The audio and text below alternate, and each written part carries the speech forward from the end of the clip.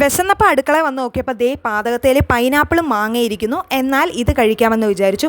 മാങ്ങ നമ്മൾ എപ്പോഴും കഴിക്കുന്നതാണ്, അതുകൊണ്ട് നമ്മൾ മാങ്ങ കഴിക്കുന്നില്ല, പൈനാപ്പിൾ കഴിക്കാമെന്ന് വിചാരിച്ചു. നല്ല മണമാണ്. എനിക്ക് ജ്യൂസുകളിൽ ഏറ്റവും ഇഷ്ടപ്പെട്ടത് ഈ പൈനാപ്പിൾ ജ്യൂസാണ് കേട്ടോ. പക്ഷേ നമ്മളിപ്പം ജ്യൂസല്ല ഉണ്ടാക്കാൻ പോകുന്നത്. ഇനി പൈനാപ്പിളിൻ്റെ തലയിലും വാലയിലും ഇരിക്കുന്ന അലുക്കുലത്തെ സംഭവങ്ങളെല്ലാം എടുത്ത് നമുക്ക് കളയാം.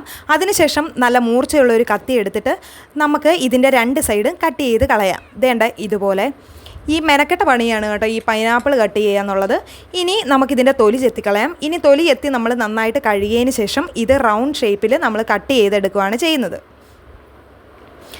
അതിനുശേഷം അതിലേക്ക് കുറച്ച് ഉപ്പിട്ട് കൊടുക്കാം. ശകലം ഉപ്പിട്ട് കൊടുത്താൽ മതി. പിന്നെ കുറച്ച് മുളക് പൊടിയും കൂടി ഇട്ട് കൊടുക്കാം.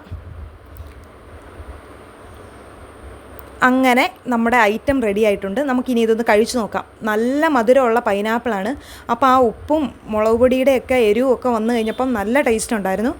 നമ്മൾ ഈ ബീച്ചിലൊക്കെ ചെന്ന് കഴിയുമ്പോൾ കിട്ടത്തില്ലേ, ആ ഒരു ഓർമ്മയാണ് എനിക്ക് വന്നത്. സാധാരണ ഞങ്ങൾ പൈനാപ്പിൾ കിട്ടിക്കഴിഞ്ഞാൽ ജ്യൂസ് അടിക്കാറാണ് പതിവ്. പക്ഷേ ഇന്ന് ഇങ്ങനെയൊന്ന് ഉണ്ടാക്കി കഴിച്ചാലോ എന്ന് ഓർത്തു. അങ്ങനെ ഉണ്ടാക്കി കഴിക്കുവാണ്. നല്ല ടേസ്റ്റാണ്. എനിക്ക് ഭയങ്കരമായിട്ട് ഇഷ്ടപ്പെട്ടു. ഒന്ന് ട്രൈ ചെയ്തു നോക്കൂ.